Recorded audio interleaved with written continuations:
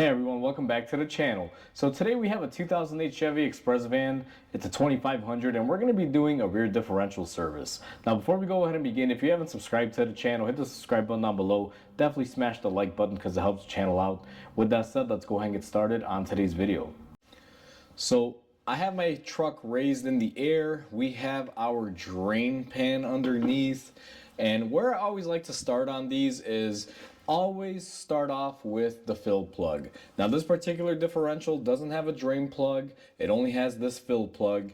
And the way you're going to drain it is by removing the perimeter bolts and removing the cover. The reason why you always start by cracking the fill plug loose first is if you drain it and you didn't crack this and you can't open it and you can't fill it up with fluid, you're pretty much stuck. So always start off by that. Now this particular one is a 3/8 drive, so just a regular 3/8 ratchet. We're going to go ahead and put it in there. Now I know this one's going to open up because I do this regularly on this vehicle. So just like that, it cracked open. And what I like to do is just make sure it opens up all the way and it is nice and loose, and I'm just going to leave it in there just so we don't drop it or get anything inside the differential for the time being. Now the way I like to drain this is I'm going to start off by removing the perimeter bolts around it, and typically I will leave 2 bolts up top because this cover is glued on, so once you remove the bolts, chances are it's not going to come off. And then you leave 1 or 2 bolts up top so you can pry it open and then drain out the fluid.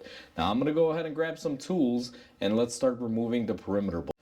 Now I have my Milwaukee impact stubby gun with a 15mm. The 15 fits it a little loose. I believe these are 9/16, but this should do the job. We're going to go ahead and remove our bolts. Once you remove majority of your bolts, you're still going to have these top ones. Now if you still have a spare tire, it's going to make it a little difficult, but there's 3 up top. And we also have this brake cable in the way. Now this brake cable has a bracket. What you want to do is just pull up on it, get it out of your way. The cable will still bug you, so what I'd like to do is take a little bungee cord.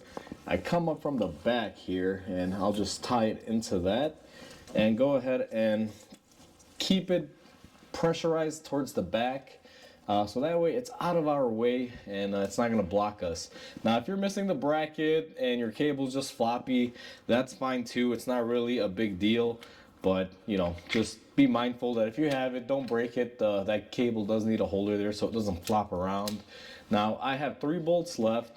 On these, what I'm going to do, because they sit up high, it's hard to get my impact, I'm going to use my hand ratchet with my socket just to get up in there, because I know my ratchet won't. I'm pretty sure I'll grab a extension and probably reach in here, but it's best to crack these loose by hand if you're going to use an extension. So I've cracked everything loose. Let me grab my little extension here, and the way I like to do this is I'm going to remove 2 of these bolts, leave 1 in there. So let's remove that one, get it out of our way. And then we're going to remove this one here with the bracket. Now be mindful to remember where the bracket goes. It will have a distinct mark, but just play it safe. So now that I got 1 bolt left in there, what I'm going to do is back the bolt off just a bit. And the bolt where I took my bracket off, I'm going to put it in there so I got 2 of them in place. Now I have 2 supporting bolts up top, and a lot of you may be wondering, why do you need those? And it's simply so you don't make a mess. And just to be extra sure on this one, I'm also going to put one right here on the side, just 1 or 2 threads, because these covers, when you crack them loose, they will open up violently.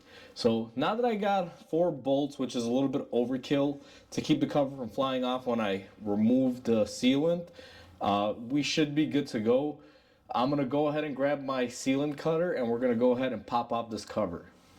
To remove our cover, what I do is use this little scraper popper tool.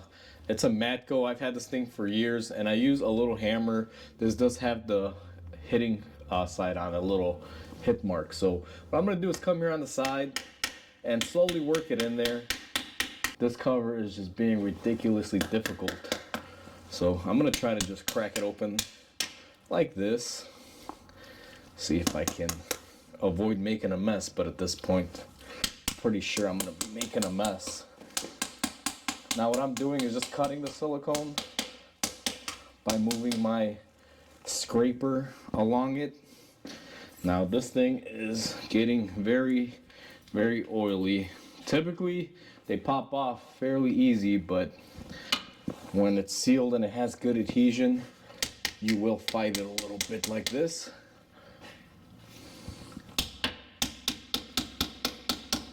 So the only thing I can do is work the perimeter, and now we are getting it opened up. It takes a little bit. It all really depends on who's worked on it last time or not. So right there, we were able to remove all of the seal that was holding it into place. And I know this wasn't the best example, but the reason why I have these bolts here is to keep this cover from being pried off too fast and just flying forward. Otherwise, you're gonna wind up making a mess.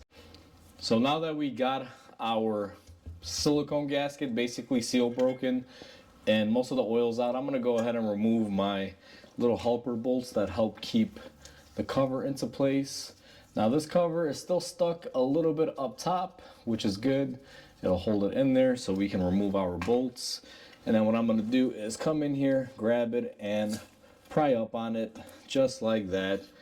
And we have our cover off.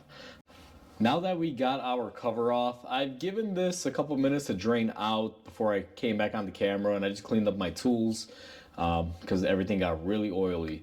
So before we go ahead and do anything further, the next step is go ahead and clean up your surface areas. Now on this, I like to use a two-stage process. What I like to do in the beginning is just take a razor blade and I'll just come in here and scrape off any of the excess gasket material. Typically the excess is gonna be right around the edges, and you can see here I got this whole nice little string. We're gonna go ahead and just remove that. I just give it a nice and quick pass initially, try to remove a majority of the items if I can, and you can see here we're actually getting off quite a bit. It's nice to do it this way. It gets off a lot of material that if you just came in here with your cleaning disc, it wouldn't get off initially. And then I'm also gonna go out to the outer edges and just try to get off the bigger chunks. That's what I'm aiming for with my first pass, is just getting off any chunks. Then what I'm gonna do is just scrape the surface up just like so, and clean your razor blade every so often. And you're not really looking to press very hard on this as of yet. You're just looking to make a surface pass. Try to get off anything big that will hinder anything. Now normally around the bolt hole areas, some silicone will get in there, so you just go around them, take off the bigger chunks. I think I pretty much have mine set pretty good here. We got a majority of it out. Now I will be using my die grinder with a surface prep pad, but I don't like leaving my diff exposed. So what I'm gonna do is grab one of these little placemat bags that I have. It's nice and clean. You could also use a rag, whatever you have available. It's really up to you. And what I try to do is get in here and cover up my diff areas. Now, obviously you're not gonna be able to cover everything on here, but try to do your best. I'm just trying to keep chunks and stuff out. And what I like to do afterwards is take my die grinder, and what I'm gonna do is clean up my areas. Now this is a surface prep pad. It's the more aggressive one, but even though it's aggressive, or they claim it is, it's actually not that horrible when it comes to using it on differentials. It's not gonna take off any metal, it's just gonna clean up the surface. And what I'm gonna do is start off and just go around like this.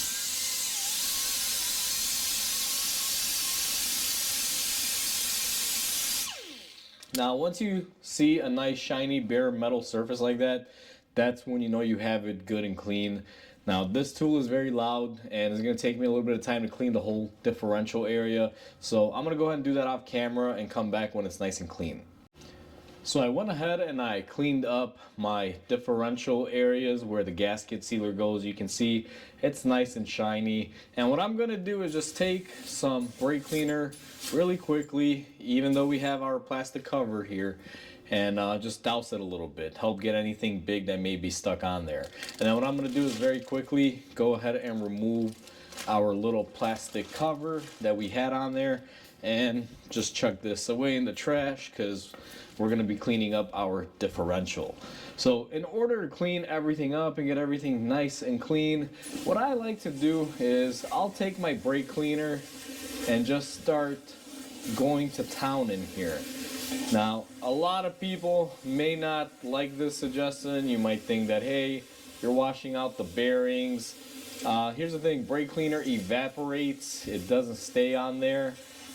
It helps get any sort of material off. If you spray the heck out of it like I am, you can see, I don't know how well the camera's picking it up, but I'm getting some nice oil flow coming out of here. Basically what I'm doing is I'm breaking down all of the oil and it's coming down nice and thin, so I'm able to get almost everything out of the differential. Now, if you don't have a sprayer like I do, you may have to pick up a couple of cans of brake cleaner, but this is the way that I like to do it. Get in there nice and good, and once it's nice and clean, on some of these you can actually get in here and remove material out. You can fit like a microfiber towel or something and just get off a majority of what's left at the bottom. Just to show you, here's a clean rag, and what I like to do is just come in here and go ahead and just push out anything that may be left. And be very mindful when doing this because obviously you don't want to put any foreign objects in here. But I like to do this process maybe 2 or 3 times where I'll douse it, I'll clean it, get everything out, do it again, kind of repeat the process 2 or 3 times. It helps ensure that you get everything out. And for those of you saying that, hey, it's not a good thing to do this because you're getting the oil out of the bearings and everything, there is a solution to that. Before you put the vehicle into service, meaning drive it out of the shop, all you really have to do is drive it on the lift at low speed and you'll be able to sling your oil and everything everywhere it needs to be. So that's not really an issue. Another way you can combat that is just put it in neutral and just turn the wheels by hand. You'll be able to fling up your oil, move your differential, and get it all over. So you're really not hurting anything if that's what you're thinking. Now we have our differential cover on our little workstation. I'm gonna do the same exact process that I did on the differential. You're gonna want to focus more on the inside areas, remove any of the excess silicone from the previous sealant, just like so. And sometimes you'll get a nice little thin ring just like this if I'm able to grab it, because this thing is so slippery. And then once you remove the excess, you're just gonna go around, scrape the surface just like we did with our differential, and take your time. The prep work process is what usually will take the longest, and it's the most critical and crucial step because this will ensure you get good adhesion. So once you go around and you clean everything up, now I've gotten a good majority of it off, and the cover's a lot easier to work with because you can just douse this thing with a bunch of brake cleaner to get off any sort of remnants of anything. So what I do initially is I'll clean off a majority just like we have off here, and I will let my little prep pad or my die grinder with my prep disc do the majority of it. So right there we got a majority off, and just like with the differential, we're going to take our die grinder with our prep disc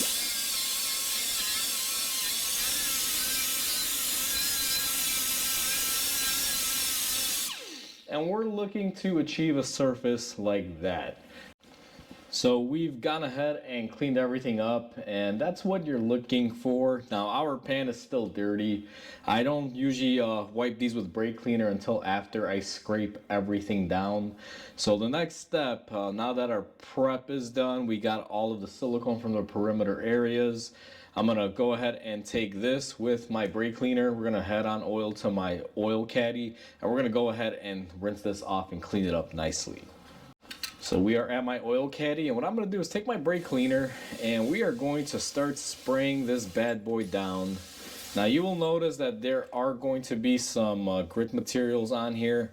I'm going to use the same rag that we had earlier just to give it quick wipes, because the gritty material, you know, from the clutch packs, it builds up. Sometimes it doesn't come off just by pressurizing it with cleaner. You're going to need to physically come in here and give it a nice little scrape. So I just used a rag with some brake clean on it. And we still have our drain plug on here as well. Our drain plug does have a magnetic base, so I'm going to unscrew that right now and clean off my magnet areas, just so we can get the best amount of cleaning done in here. All it is just make sure everything is nice and clean. Now I'm going to put my drain plug back in simply because I want to be able to clean the surface of it with some brake cleaner, and we'll do some extra cleaning on it as well. But this generally will give you the idea of what you need to do. And if you notice you have anything remaining, like you see here, we have a little bit of silicone remaining. We're going to go ahead and take that off. But for the most part, that's basically what you're looking to achieve. Your diff cover should look something similar to mine. Now we're at our bench. We went ahead and we cleaned up our cover. It is nice and clean. Can't get any cleaner than this. Now it's time to apply our sealer. And before I apply the sealer, what I do is I take a blue paper towel and I spray a little bit of brake cleaner on it, and just kind of like a tack cloth and body work, where you try to remove any dust, dirt, or debris. I'm going to go ahead and run it on the inside and just give it one final cleaning on our prep area where we are going to be putting our silicone, and make sure it's nice and dry. Now, even though it was clean, you can clearly see the rag did get a little bit of dirt in it, which is common. There's always going to be some little remnants. And the main area that you want to focus in on is this outer area. That has to be nice and clean, for the fact that we have to put our silicone on there. Now, what I'm going to be using is my Milwaukee silicone gun here, or caulking gun, whatever you want to call it.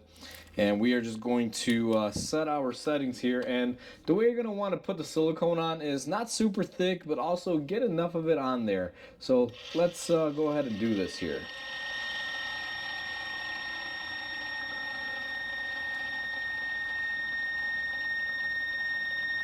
Now, I love this gun. Makes life so much easier. Now, you want to achieve something like this. That's what you're going for. You don't need to layer this super thick. And notice that I go on the inside of my bolt holes. You want to stay on the inner side because that's where your sealing area is. If you just go out on the perimeter, sometimes you will leak through your bolt holes, just as a FYI. So I'm going to go ahead and finish putting my silicone on there. Once I have my bead laid on, I'll show you guys what I do next. Now that I got my silicone laid in there, if you just leave it like this and you stick it on, it can stick, but it probably won't adhere very well. So what I like to do is, if you have a glove on now, I'm going to make sure I use my rag with my brake cleaner and clean my finger. And what I like to do is the smear approach, where I'll take my finger and I'm not going to press on the silicone, but what I'm going to do is just gently smear it. What I'm basically doing when I do this, it's kind of like setting it up for the best adhesion, because I'm already spreading it not super thin, but thin enough where it doesn't have to spread when I put the two together. So I'm giving it the best contact adhesion point possible. And again, you're not pressing hard when it comes to this. You're not gonna look to kill this with pressure going downward. You're just looking to apply your product and smear it in a consistent fashion. Now, this is what we're looking to achieve. You can see I got a nice even coat all around it. And we are ready to go ahead and take this cover and put it on our differential. So let's go back to the truck now that we've got our nice even coating on here. We are looking at our rear differential now. I've cleaned it up with brake cleaner. I even used some air to spray it out, get all the brake cleaner out or any oil. I cleaned my bolt holes, and I also sprayed brake cleaner and compressed air to get any liquid or oil out of them. Now I'm going to take a blue rag with some brake cleaner, and we are just going to run it along the surface where our silicone will normally adhere to. And we're just trying to get good adhesion. This is similar to what we did with our cover on the bench before we applied the silicone. Same exact method. Run it on here, just light brake cleaner. You're not looking to get anything heavy on it, but you can see we get some fine dirt and stuff off. So give it a quick once over, and it is nice and clean. Now at this point, what I'm going to do is grab a handful of bolts and have them ready in my hand like so, and we are going to grab our differential cover. And before you go ahead and stick your differential cover on, you want to orientate it to where you know it's going to go a certain way, and then we are going to take it, try to line it up as best as we can, and go ahead and place it into place. Now I like to do this little rocking technique here where I kind of slide it all across, and then what I'm going to do is go ahead and take a few of my bolts and I'm going to start hand threading them in here. Always hand thread. Do not go to town and go crazy and basically strip these out by using your impact gun to put them on. Now, one thing that you guys will notice is that I'm keeping this hand on the cover. That's because I'm applying force and I'm not letting it go because I want to apply as much force on here so that way the silicone can spread out and even itself out. Even though we spread it out, we left it thick enough to the point where it will kind of come out of little side corners. And you want to be generous, but also a little bit liberal when it comes to your silicone application. You don't want to smear a whole lot and then have it go on the inside of the cover, because then your gears will pick up that extra silicone on there. Now, I got a majority of my bolts on here. The only ones that I haven't put up are my top 3 ones, and what I like to do is I'll put every single bolt on except for the one where the bracket goes. That I will put on last. So what I'm going to do now is go ahead and grab my gun, and I'm going to be very gentle. I'm not looking to impact these on. I'm just looking to give them a little tightness.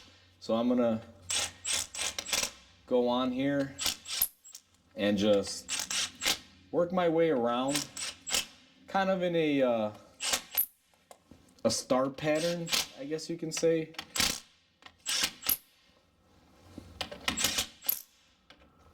And just like that, I believe we are golden. Now I'm not impacting this on. I'm using my gun to run it in and just tighten them loosely. This gun makes it seem like I'm impacting them on just because of the noises that it makes, but it's not what I'm doing. I'm basically just going in for tight.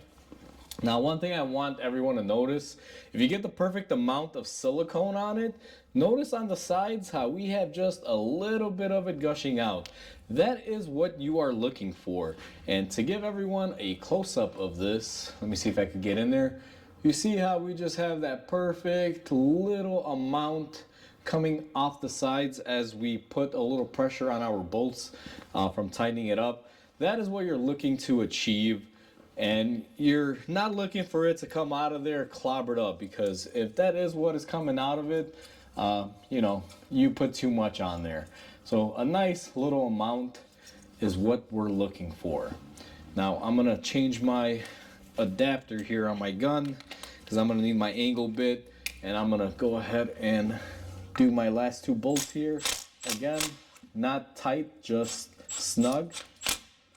And the secret to getting a good silicone seal with this product is after I put it on there, my bolts are snug, I give it about 15 minutes, let the silicone harden up just a little bit. We have enough pressure on it, it's smeared, but you want to not basically pressurize it and squeeze all the silicone out. Give it about 15 minutes, it'll harden up, and then you want to go around here and torque all of your bolts. So it's been about 20 minutes or so. My silicone, I gave it enough time to harden up, and then I went ahead and I went around and torqued everything down. This is the final result.